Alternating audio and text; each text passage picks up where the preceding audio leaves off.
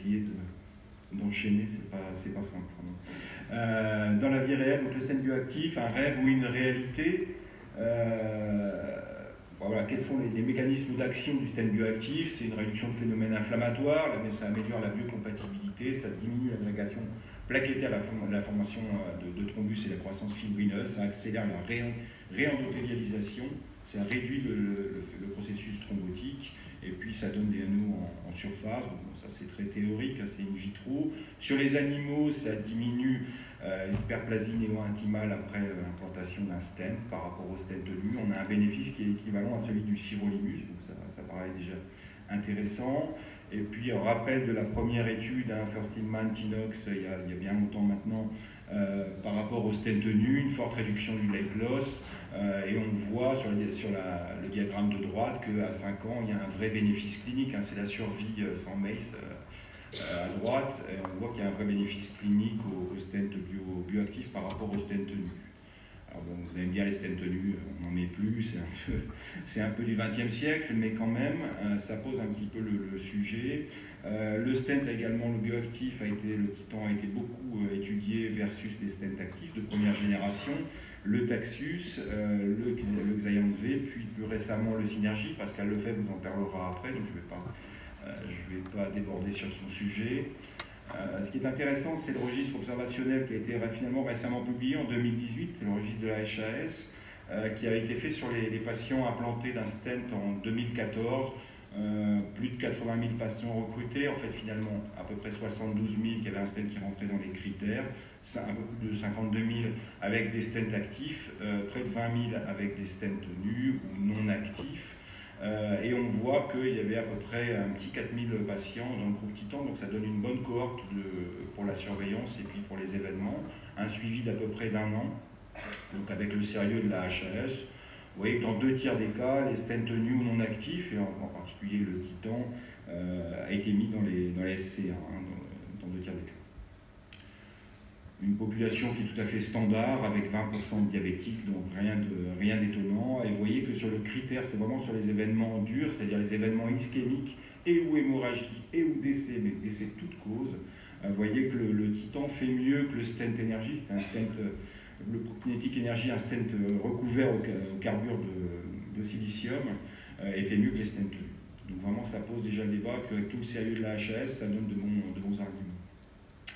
Donc ça paraît être une technologie tout à fait intéressante et supérieure à celle des stents nus standards et de l'autre stent côté au carbure de silicium. Le registre Titanium Optimax, un registre observationnel, multicentrique, français, descriptif, prospectif, national. Ça permet de déterminer, ça a pour but de déterminer dans une cohorte de type monde réel l'efficacité et la sécurité à 12 mois du nouveau stent à l'oxynitrure de titane, le Titan Optimax, dans le traitement des lésions de nouveau. Alors, qu'est-ce qu'il a de différent par rapport au Titan 2? Le Titan 2, c'était simplement un stent en acier inoxydable, le 316L qu'on connaît tous, on a tous débuté avec ça, enfin du moins les plus anciens. Maintenant, c'est un stent en chrome cobalt avec des mailles plus fines, des mailles de 65 microns qui passent mieux, qui ont toujours une bonne radio-opacité. Une double hélicoïde, l'hélice emblématique d'Exacat a été améliorée, donc il y a une double hélicoïde qui permet d'avoir une surface qui permet une meilleure capacité de franchissement, et puis aussi le coating a été un petit peu amélioré grâce à des nouvelles machines, enfin tout ça évolue, pas de secret. Les critères d'inclusion, standard, un patient de plus de 18 ans avec des lésions de novo, pouvant recevoir le stent. Dans les critères d'exclusion, des critères habituels, lésions du tronc gauche, des bifurcations hors approche standardisée, et puis bien entendu les patients qui avaient des stents d'une autre marque ou d'un autre type sur la même artère. Les objectifs, donc c'était de recruter 2600 patients. L'objectif primaire, c'est le taux de MACE à 1 an, décès, infarctus ou réinfarctus, et puis TLR. Et l'objectif secondaire, c'est le taux de thrombose de stent. Et puis pour l'industriel, c'était également obtenir des données de biomécanique sur sa nouvelle prothèse, savoir si c'était compatible avec notre vie de tous les jours. 31 centres participants, on a des résultats intermédiaires disponibles, actuellement 1466 patients inclus, bon, il y en a un petit peu plus maintenant, 1242 avec un suivi à 12 mois. Dans les facteurs de risque, rien de particulier, vous voyez à peu près 20% de diabétiques, rien de très nouveau. Pour la l'appréciation technique, tous les opérateurs ont été unanimes, hein, plus de 99% sans souci au moment de pose du stent, aucun problème. Et puis ce qui est très intéressant, ce sont les MACE à 12 mois, quand même sur une cohorte de plus de 1000 patients, 4,3% de MACE, c'est des MACE monitorés, hein, dont 1,1% de décès cardiaques, 0,6% de réinfarctus ou d'infarctus, 2,4% de TLR et 0,56% de thrombose. Donc vraiment un taux de MACE très intéressant à 12 mois. Un cas clinique très rapidement, un patient de 57 ans, hypertendu, un accident de voie publique peu de temps avant, avec un hématome sous-dural chronique opéré, des complications de l'épilepsie, un risque hémorragique élevé, voire très élevé pour nos amis neurologues, et qui malheureusement va faire un infarctus inférieur vu assez précocement. Une lésion longue de la coronaire droite au segment moyen, implantée avec un Optimax, vous voyez le résultat à droite, un résultat parfait, pas de souci, jusque-là, pas de problème, sauf qu'on a interrompu le Plavix 15 jours après.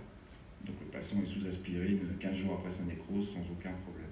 Voilà la sécurité du problème, la sécurité du stent, pardon.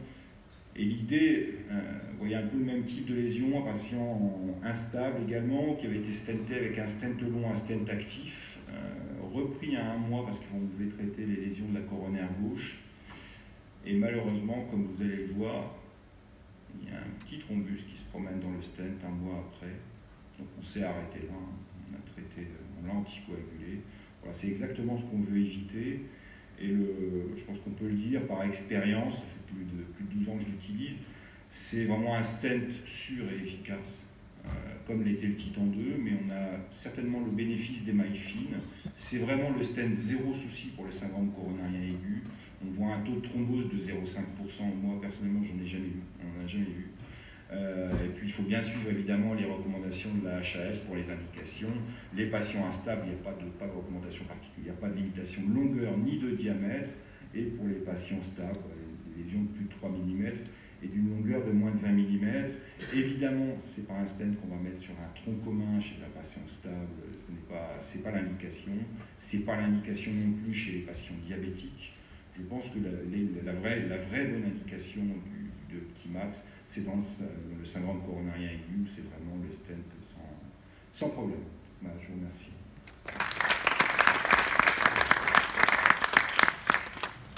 Bravo pour avoir tenu le temps de manière parfaite, ce qui va nous permettre de discuter, parce qu'il y a quand même un enjeu de discussion majeur, puisqu'on a entendu que effectivement les stents dits non actifs n'ont plus de place actuellement dans les recommandations. Donc c'est un peu comme si du jour au lendemain on vous disait, vous qui roulez sur mon diesel comme moi, il n'y a plus de station essence diesel, donc on ne peut plus rien faire. Alors moi je roule à l'électrique, hein, donc pour ça. Désolé. Donc dans la salle, qui utilise encore des stents, alors, je ne parle pas des stents non actifs, des stents dits nuls, puisqu'effectivement, mais des stents bioactifs. On va faire une petite épidémiologie, 1, 2, 3, 4. Bon, bienvenue au club, on va faire un club WhatsApp. Donc en pratique, actuellement, le rationnel, c'est tout actif ou rien. Donc qu'est-ce qui considère, vu les datas effectivement assez sympathique, qu'est-ce qui doit motiver nos jeunes collègues ou nos moins jeunes collègues qui sont dans la salle pour effectivement traiter ces patients? Qu'est-ce que tu pourrais leur dire? Je crois que c'est vraiment, effectivement, comme je le disais, le stent zéro souci. Hein, vraiment. Alors, je ne veux pas déborder sur le sujet de Pascal après, mais dans le syndrome coronarien aigu, c'est le stent sans problème. Mais a fortiori, si le malade a un risque hémorragique, s'il est en arythmie, s'il va être anticoagulé après, on sait qu'on pourra arrêter très précocement l'un des deux anti-agrégants plaquettaires, c'est ça l'avantage. On n'a pas de thrombose, il n'y a pas de souci, avec un recul qui est quand même important. Je pense que la grosse période de réimplantation, enfin d'implantation de stent Titan, c'est à partir de 2007, quand les études sont sorties et quand Inox est sorti. Et on a quand même un recul depuis 12 ans hein, sur un stent qui ne pose aucun problème dans le syndrome coronarien aigu. On voit bien les datas sortent très bien dans les études face aux stents actifs. Hein. Alors je vais poser une question taquine, finalement, est-ce qu'on doit le considérer comme un stent nu ou comme un stent entre guillemets actif? Alors ouais, c'est un coating passif. C'est un coating passif, mais roc qu'on va mettre dans la paroi de l'artère, voilà, ça n'agit pas comme ça. Mais on doit le considérer que c'est une catégorie à part, je crois. C'est un stent bioactif. Alors certains peuvent en rire, certains, voilà, j'y crois pas, etc. Mais la réalité, c'est que ça fonctionne. Sur le plan biologique, il y a des datas solides qui sont d'ailleurs publiées par quelqu'un qui a enterré le stent nu, qui s'appelle Stefan Windecker, qui avait publié il y a très longtemps, dans les années 2000, dans Circulation, une très bonne revue quand même, qu'il y avait quand même une efficacité. Et je pense que c'est un stent qui libère quand même des molécules, il libère du NO, et c'est un stent pour moi qui est délivreur de molécules. C'est pas un stent totalement inerte, totalement passif, et c'est un stent qui apporte un élément majeur, il permet un recouvrement rapide de ce fameux stent, puisqu'on sait en OCT, il y a une étude qui a été présentée, qui sera d'ailleurs peut-être présentée, qui montre qu'il y a un recouvrement assez rapide. Donc je pense qu'on n'a pas le droit de l'appeler stent nu, c'est un stent actif quand même. Alors on l'appelle bioactif parce qu'on sait pas où le mettre, mais globalement il délivre quelque chose, très clairement. Après, je crois qu'il faut rendre comme la société Exacat ses heures de gloire. Elle a su faire progresser la plateforme vers un stent qui était quand même relativement difficile à mettre dans les années 2007-2008 avec le Titan, avec l'Optimax qui est maintenant devenu, comme tu l'as montré de manière élégante, délivrable. Est-ce qu'il y a des questions ou des réflexions, même des polémiques dures? S'il n'y a pas d'autres questions, donc on embraye sur la communication suivante. Merci Philippe. Docteur Lefebvre, qui a fait, je crois, faire un vrai débutant. Vous nous évoquez la veuve, alors ça fait 15 jours. Partagez avec nous, merci. Bien, bonsoir, merci d'être resté, merci pour l'invitation. Je suis un habitué de la PAC, je suis toujours au 2e, 3e rang parce que ma vue baisse avec l'âge. Et je m'amuse toujours bien ce congrès qui est très convivial. J'ai déjà perdu 10 secondes. J'ai aucun conflit d'intérêt, malheureusement pour vous, je suis belge, vraiment désolé. Je vais essayer d'être bref, c'est pas facile. Alors, traiter l'infarctus aigu, mais tout le monde, manifestement, sauf 4 personnes dans l'Assemblée, mettent des DES. Il y a déjà une première alternative qui a été publiée cette année par une équipe néerlandaise. Les Pays-Bas, c'est juste au-dessus de la Belgique, pour rappel. 120 patients STEMI qui ont été réévalués à 9 mois par FFR, 50 dans un groupe avec du drug eluting balloon, 50 dans l'autre groupe avec le stent Orsiro, et pas de différence au niveau de la FFR à 9 mois. Les patients avaient été thromboaspirés une fois sur 2, prédilatés, et puis ballon versus stent enrobé. Ça ouvre déjà la polémique. Puis deuxième alternative, il y a le stent bioactif. On vous a décrit les propriétés biologiques, je ne vais pas m'attarder dessus. On vous a décrit les caractéristiques de ce stent qui sont très intéressantes, avec une épaisseur de maille de 65 à 75 jusqu'à 4 mm. Coating renforcé depuis l'Optimax, donc avec plus de libération d'oxy, nitrure de titane, de NO au long cours. Des preuves, il y en a. J'ai eu un conflit d'intérêt parce que j'ai participé comme co-investigateur à BES-ACS et TIDE-ACS. Vous savez que les causes de thrombose stent actifs sont en partie liées aux polymères, mais ça semble s'arranger avec les polymères biodégradables, peuvent être liées à la tôle, aux caractéristiques de l'opérateur, à son état d'éveil et éventuellement au patient. Alors les recommandations actuelles préconisent le stent actif. C'est essentiellement 2 études qui ont orienté ces recommandations, 2 études randomisées, portant chaque fois sur un nombre de patients entre 1000 et 1500 patients. Et Examination, et donc on a eu difficile quand même à trouver, via les critères composites, une significativité publiée dans Lancet à l'époque. Malheureusement, le Lancet, un an plus tard, a un peu remis en question les critères de primary endpoint, comme vous le voyez, qui sont assez bien. Et puis ils ont même avoué à demi-mot que l'objectif de supériorité en fait n'avait pas été atteint. Ça, il n'y a pas grand monde qui s'en souvient, manifestement. Deuxième étude, c'est Comfortable AMI Trial. C'est Stéphane Windecker dont on vient de parler. c'est comparé à un stent Biolimus, un stent nu non actif. Et la chouette, c'est un stent polymère biodégradable, Biolimus, et vous voyez, le primary endpoint à 1 an, chouette, on a gagné. Au niveau de la cardiac death, c'est un peu plus limite. Et on se rend compte en fait que l'élément comparateur de stent BMS était un stent de 120 microns.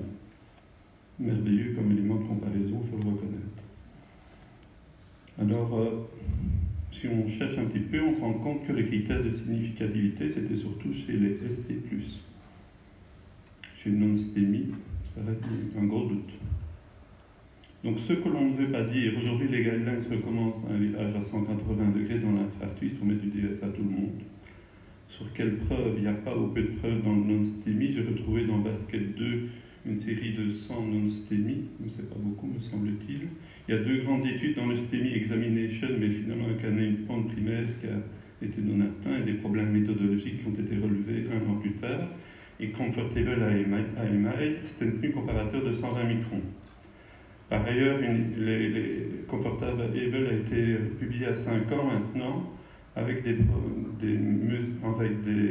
l'imagerie endovasculaire qui permet d'objectiver, dans plus de 2% des cas, des mailles non couvertes à 5 ans. Et dans le non-stémie, vous voyez, les guidelines européens, c'était une option de défaut de mettre des stents enrobés. Et donc vous avez cette possibilité d'utiliser le stent bioactif qui est entre le BMS et le DES, qui a d'abord été étudié par un Belge que vous connaissez très bien, qui est un francophone qui est émigré en Flandre parce qu'on est beaucoup mieux payé là-bas, en plus les moyens. Donc STEMI ou non STEMI, longueur inférieure à 24 mm, OCT à 1 mois, OCT à 6 mois. Voilà. Et on voit évidemment que les mailles non couvertes à 1 mois et à 6 mois sont beaucoup plus importantes dans le groupe avec le synergie, pour ne pas le nommer. Bien sûr, la cicatrisation physiologique est plus importante dans le groupe avec le stent bioactif. Restinos à 6 mois, 0% dans les 2 groupes. Ça interpelle quand même. Alors est venue TIDE-ACS, qui est une belle étude portant sur près de 1500 patients, qui a évalué le stent bioactif versus le synergie, pour ne pas le nommer, je suis désolé. Et donc, on retrouve quasi les mêmes caractéristiques que dans Comfortable AMI, avec 14% de diabète et moitié non-stémie, moitié stémie. Vous connaissez les caractéristiques des 2 stents, 75 microns pour l'un, 74 à 81 pour l'autre, pour les mères biodégradables pour le synergie. Donc 12 centres, mais CHU Charleroi, Jacques Lallemand, c'est mon chef. Il faut toujours mettre le nom du chef, comme ça vous avez plus facile pour avoir des congés. Et donc les événements à 12 mois, vous voyez, cardiac death en faveur de l'Optimax de manière surprenante, myocardial infarction également, mais ce n'est pas significatif. À 18 mois, ça devient vraiment significatif pour cardiac death et myocardial infarction. Et à 36 mois, ça c'est pas publié, ça va l'être sous peu, j'espère. Oui, c'est vraiment intéressant et interpellant. Other event, vous voyez les récurrences d'infarctus avec ST+, à 18 mois et à 36 mois. Et co-primary point, c'est significatif en faveur de manière surprenante en faveur du stent bioactif. Alors on a comparé les MES dans Examination à 24 mois et les MES dans TIDE-ACS à 36 mois. Mais vous voyez, c'est un stent, ma foi, fort intéressant dans les syndromes coronariens aigus. Conclusion, le stent bioactif n'est pas inférieur au stent délivrant les Vérolimus pour le premier critère composite mortalité cardiaque infarctus TLR. Il apparaît supérieur au stent délivrant les Vérolimus pour le deuxième critère, mortalité cardiaque, infarctus et bien sûr hémorragie majeure, puisque la durée de la double anti-agrégation peut être réduite. C'est une excellente alternative au DES qui est dans les recommandations dans la prise en charge des syndromes coronaires aigus, pensez aux avantages de la réendothélisation rapide et homogène de ces endoprothèses. L'étude ACS se heurte actuellement à une opposition de l'industrie et n'est toujours pas publiée. 3 petits points par mépris. Y a-t-il d'autres forces obscures? Je ne sais pas. En l'état, une méta-analyse réalisée par une équipe bordelaise de Pessac, présentée à l'American Heart, montrant moins de thrombose de stent à 1 an et à 5 ans, et dans le même état au niveau publication que TAED ACS, mais ça, je pense que le modérateur pourra nous en dire davantage. Il faudrait peut-être réagir, je suis un peu provocateur en justifiant que les équipes qui font confiance à la France, je ne suis pas français, pas encore, doivent soutenir son industrie dans des indications bien précises. J'ai connu des Français beaucoup plus chauvins. Pensez à votre patrimoine industriel, qui n'est pas encore le mien, mais avec l'assistance de la Belgique, on ne sait jamais.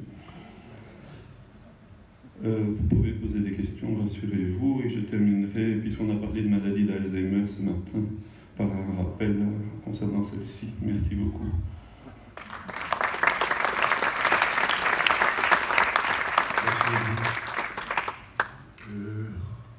Sur la première présentation et la vôtre, on voit clairement les résultats avec le petit max dans les SCA sont de très bons résultats, donc ça on peut l'acter, on va dire. Mais vous avez évoqué un rêve éveillé. Votre rêve éveillé, c'est... Mais c'est de changer ces recommandations qui ont oublié le stent bioactif, me semble-t-il. Peut-être est-ce lié au fait que l'étude précédente n'a été publiée que dans International Journal of Cardiology, qui est un journal qui n'a pas une grande puissance. J'espère que TAED ACS va être publié dans une revue ayant une plus grande puissance et va interpeller les autorités qui ne font jamais de garde la nuit, qui ne font jamais d'infarctus de toute façon. Pierre, est-ce que tu as un commentaire à faire sur TAED ACS, puisque tu sembles y avoir contribué? Non, pas la taille ACS, mais la métallie, j'en dirai un mot dans mon take home message tout à l'heure. Après, je rejoins parfaitement votre commentaire sur je dirais la problématique de considérer que le stent bioactif est un stent tenu comme les autres. Je pense qu'il a des caractéristiques précliniques et cliniques totalement différentes et il a un avantage probablement par rapport au stent actif. Alors ce qu'on peut regretter, c'est que, comme vous le savez, les publications sont revues par des leaders d'opinion qui sont eux-mêmes, je dirais, éditeurs en chef de grands journaux. Et c'est difficile de passer dans Euro Intervention, puisque TAED ACS a été soumis à Euro Intervention, parce qu'il y a Patrick Service dedans, et que le manuscrit a végété pendant 9 mois avant d'être retourné à l'expéditeur. C'est une triste réalité. Non, Patrick Serreus est francophone, il a été immigré en Hollande parce qu'on lui a offert des événements plus importants. Mais c'est un francophone, il a fait ses études à l'Université catholique de Louvain. Est-ce qu'il y a une dernière question dans la salle? On ne voit pas, non? Je te laisse conclure.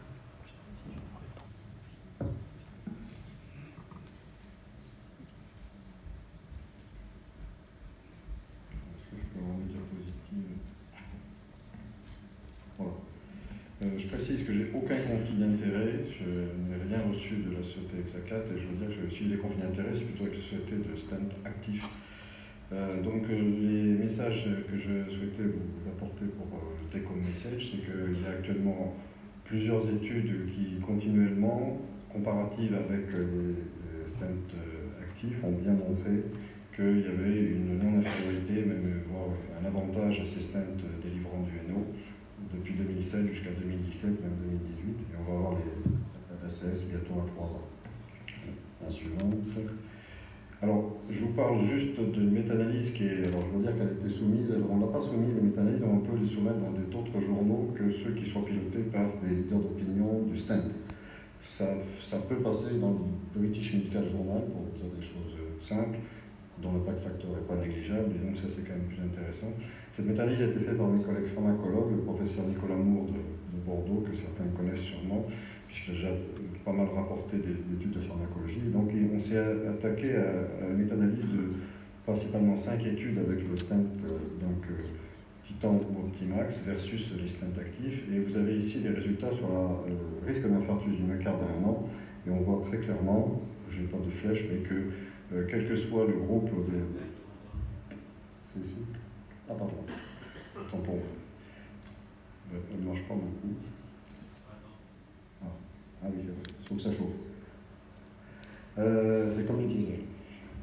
Donc techniquement, ça c'est le groupe des 3 études avec des centres aigus, ça c'est les autres études qui sont numériquement beaucoup plus faibles. Le pooling global montre qu'il y a un bénéfice en faveur du stent Optimax, stent INO, mais il y a surtout une grande homogénéité pour un effet donc, sur les 3 études, donc, avec la grosse puissance bien entendu de l'étude de taille d'ACS. Donc risque de réduction du risque d'infarctus du myocarde à 1 an avec un